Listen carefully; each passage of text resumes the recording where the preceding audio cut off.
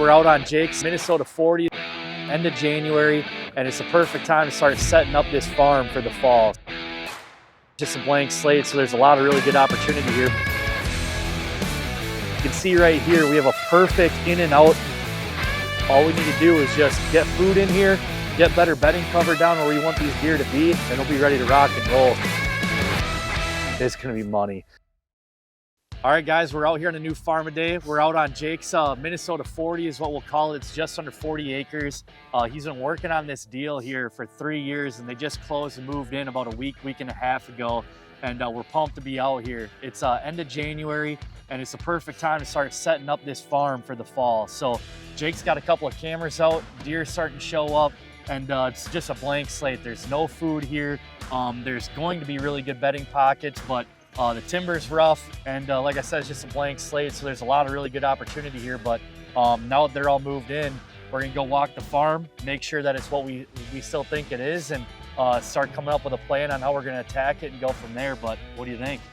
Pretty exciting. Been a long time, especially selling a farm and waiting on another, and now here we are. Pretty cool to be back out, setting up your own farm again, and we're excited. Yeah, it's gonna be awesome. Yeah.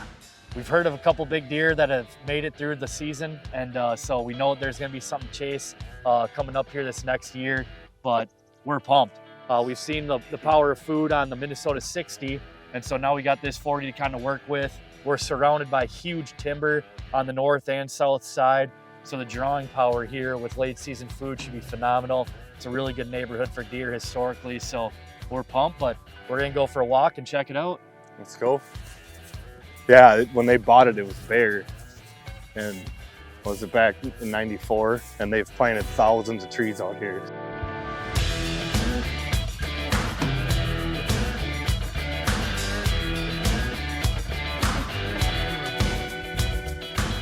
All right, we're out here in the middle of the main food plot here, our main destination food. And you can see right here, we have a perfect in and out ingress egress access point with these established pines that are already planted. And they come out to a point where we'll get a box blind up above these trees, and you'll be able to, with any north wind, get in and out of here and hunt this as much as you want without affecting any of the deer. So the access is great, and that's the most important part with any stand location. And then all of this is probably 5 acres if I have to guess. We haven't mapped it out yet, but that we'll be able to plant. We already have behind us this cedar tree here. It's already a built-in scrape post 20 yards from where the blind will be, so that's perfect. And then we have a bedding point right off of it here and another one out front. So we have 2 that we can kind of cut with these aspens, separate deer, and just help that holding capacity and bring that up a little bit more. And all of this is perfectly sheltered in with all of these pines that have been planted by the previous owners. So it's a huge bonus. These were all hand planted back in '94 to 2000. So having that already established and where we want them to be is perfect. So all we need to do is just get food in here, get better bedding cover down where we want these deer to be, and they'll come right out upwind of us, and we'll have a box blind here, and we'll be ready to rock and roll. So this is our main focus this winter, is get as much bedding cover as we can here, and this spring we'll get in here with the planter and get rocking and rolling. But I want to get down this point. Look, I bet there could be some bone down there, so let's get after it. Let's go.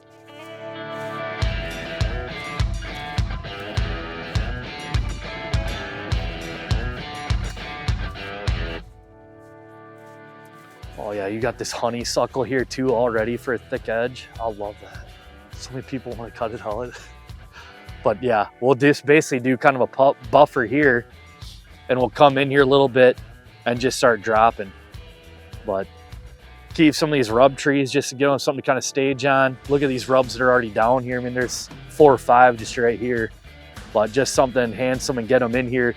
It's such perfect, smooth, gentle rolling bedding here for hill country. It doesn't get much flatter, and it's all east facing. So for morning bedding, like, these deer are going to want to be in here because this is the first knob that sun's going to hit in the whole valley. So there's a huge piece where we can come in here and the chainsaw light it up, and it'll be a game changer right away. But these aspens all shoot up so quick again. It's due for some cutting, so we'll get after that. Yeah, look at all the beds. Yeah, it's cool how it just lays too, so you can spread it. Yeah, this bench is just money. Yeah. We'll just kind of drop, I don't know, 30 or 40 trees here. Just drop them all this way, then make them deer work this edge right out to bring them out to you. And then they can still just shoot in and out and have some access in there. These aspens will deteriorate on the ground in 2 or 3 years, that forester said, so don't have to worry about hauling them out if we don't want to.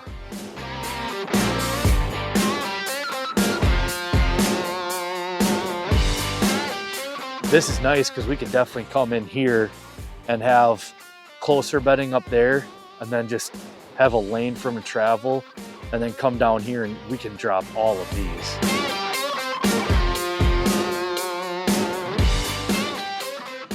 All right, so here we're back off that bedding point, right off the destination food here. And here's the dead aspen that you can see. And there's a bunch of them in this pocket right here that have been dying. And they are showing signs of this shelf fungus, which is a sign that the tree is essentially rotting from the inside out. So they're gonna die anyways. So it's better if you can come in here and cut these, still use that living root system, and then they're gonna shoot back up with really good browse and really good cover. So if we can enhance the deer cover in here, grouse cover, all of that, and help this tree survive in the long term, that's just more power to it. So with this being right off that food, these deer can sit here right on this bench. We'll drop these trees right onto this bench here, and they can sit here overlooking this whole valley with the wind rolling off and feel safe all day. So again, east face, so they're getting the sun all day. So just another prime spot we'll be focusing on here with the chainsaw.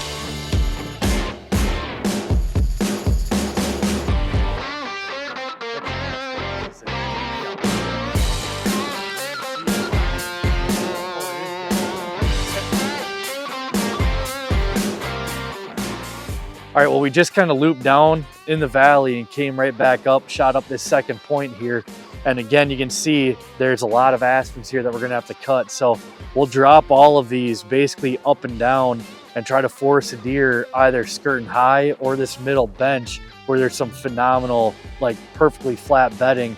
Where, like we talked about over there, they can look down, this wind will be blowing over their back, and they'll be very safe and right off this food. The food plot's right here, and it's gonna be money. Connecting the dots here, like what we do with some MFL cuts over in Wisconsin. We'll have this thick, have that thick, and these deer in the mornings will be working this whole valley with all this scent in this valley. Once some thermals hit, all those thermals will be rising, so they're gonna wanna cut the tops of these thick cuts and searching for does November time. So we'll have the blind up there, but we'll probably try to get a tree stand in here if we can find a tree big enough, and just get down here on the right morning and only intrude when we think that there's a high probability we're gonna kill these deer. But another sweet spot. We'll keep kind of walking, and I'm sure we're gonna find more aspens to cut.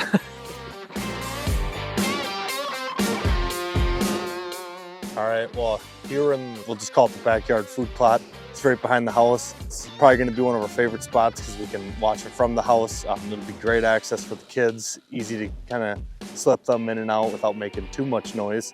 And we'll be able to watch deer, I mean, year-round turkeys, everything. We're gonna have bedding on the west side and on the east side. So it could really turn into something. And as we're finding out, we're already seeing quite a few deer beds the way it is. So this is probably, between this and the big one, we're pretty excited. You know, again, we're gonna surround both sides with bedding, and we're gonna leave the middle kind of open. We plan on getting a stand in there, but with that north wind coming in and out, we can walk right out the back door of the house, hop into a blind after school with the kids, and that wind will be blowing right back to the house, and these deer can feel safe out here and not have to worry about it. And again, we have really good screening with all these pines here. This is easily gonna be one of our favorite spots on the farm. Like, we'll probably stop here just to keep some of this thicker edge, but you can see how the deer are already bedding in here. Yeah. Like, this is perfect cover right here. But Yeah, it's sweet just coming in and out. Oh yeah, with that bench running too. Yeah, all of this just tapers so nice. Just drop all these trees going like that. So now we're down in the woods right off the backyard food plot, and this is the northernmost part of the property. And there's giant timber for miles all the way down to Mississippi here. And the drawing power that these food plots gonna have because of that is phenomenal. And so, like Jake was saying earlier, we're gonna have bedding on the west side here and east side. So once that sun starts cresting over, we're gonna catch those midday movers during the rut, getting up out of the bed to catch that west sun and this is going to be a great funnel catching these deer running. And then when the thermals are coming out of this whole valley, that's a whole valley full of deer scent. So those mornings when these bucks are running, they're going to be sitting up here sun checking in the morning hardcore. So phenomenal rut spot. It's one of those areas we're only going to come in here maybe 3 to 5 sits for the whole year, if that. But just something that with the strategy of the bedding and how this lays, it opens up in your perfect where a bow shot is easy in here. So another just kind of micro strategy in here and how we're going to hunt it. Really cool spot. Keep up, Gus. It's just so sweet, like how these, like it's like knob, and it's just like each knob is just like perfectly covered in beds.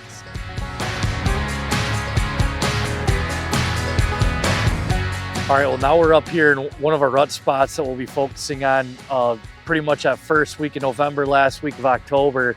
It's a perfect little point that goes off, and again, there's a lot of beds right off of that, and there's food and grasses out here. So these deer are working this corner out of this draw on the neighbors and then just wrapping it, and then we're gonna have food out here on the south side. And again, that food plot is gonna be perfect along with getting in and out of here because all of the predominant northwest winds are blowing away from all these deer and right in your face you're walking in. So cool rut spot, nice little funnel pinch with this corner here, especially the topography, and then it opens up nice down in here at this oak timber. So nice little corner, good thick edge here, and probably won't do too much, just get a rut stand up in here, and the deer are really using it already. So probably not do too much and just hang a stand and wait till the time is right.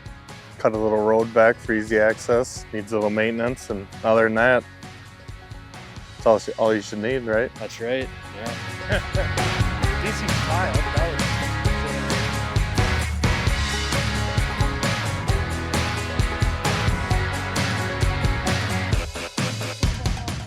We're on the southwest part of the farm. This will be our last food plot location.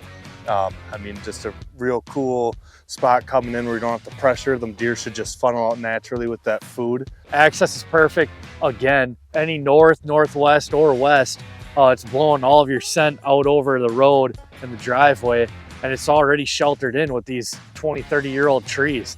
So you got pines wrapping on one side and you got a overgrown fence row on the other.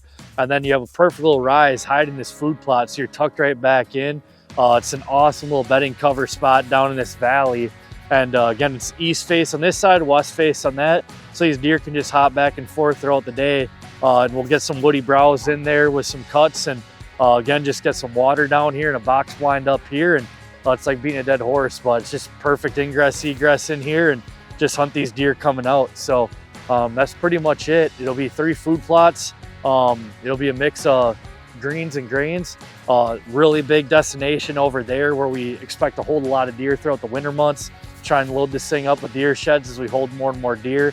But I'm excited. Yeah. We got our work cut out, but it's an awesome piece. And for 40 acres, it spreads out and hunts really big. But yeah, I'm excited.